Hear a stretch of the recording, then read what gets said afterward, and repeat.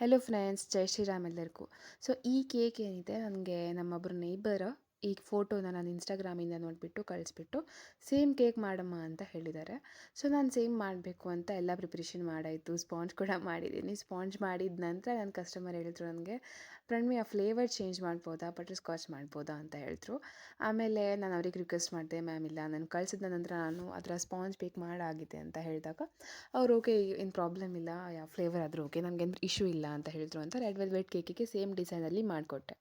ಆಮೇಲೆ ನಾನು as usual ಆಗಿ ಕೇಕ್ ಮಾಡಿಬಿಟ್ಟು ಲೇಯರಿಂಗ್ ಆದಮೇಲೆ ಐಸಿಂಗಲ್ಲಿ ಲೇಯರಿಂಗ್ ಹಾಕಿಬಿಟ್ಟು ಆ್ಯಂಡ್ ದೆನ್ ಚಿಲ್ ಮಾಡಿಕೊಂಡೆ. ಅಂದರೆ ಕ್ರಮ್ ಕೋಟ್ ಆದ ನಂತರ ನಾವು ಫಿನಿಶಿಂಗ್ ಏನು ಕೊಡ್ತೀವಲ್ಲ, ತುಂಬ ನೀಟ್ ಆ್ಯಂಡ್ ಶಾರ್ಪ್ ಎಜಸ್ ಬರುತ್ತೆ.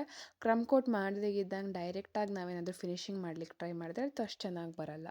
ಸೊ ನಾನಿಲ್ಲಿ ಗೋಲ್ಡ್ ಗ್ಲಿಟರ್ಸ್ ಯೂಸ್ ಮಾಡಿದ್ದೀನಿ. ಗೋಲ್ಡ್ ಗ್ಲಿಟರ್ಸ್ ಅಂತ ಸಿಗುತ್ತೆ, ಅದೇ ಗೋಲ್ಡ್ ಗ್ಲಿಟರ್ಸ್ ಯೂಸ್ ಮಾಡಿಬಿಟ್ಟು ಈ ಕೇಕ್ ಮಾಡ್ತಾಯಿದ್ದೀನಿ. ಗೋಲ್ಡ್ ಗ್ಲಿಟರ್ಸ್ ಹಾಕಿಬಿಟ್ಟು ಒಂದು ಸೈಡಲ್ಲಿ ನಾನು ಡ್ರಿಪ್ಪಿಂಗನ್ನು ಹಾಕಿದ್ದೀನಿ, ಅದರ್ ಸೈಡಲ್ಲಿ ಏನು ಜಸ್ಟ್ ಫ್ಲವರ್ಸ್ ಹಾಕಿದ್ದೀನಿ. ಸಿಂಪಲ್ಲಾಗಿ ಫಸ್ಟ್ ಬರ್ಡೇ ಆಗಿತ್ತು ಅಷ್ಟೇ. Thank you friends. Like, share and subscribe. Bye.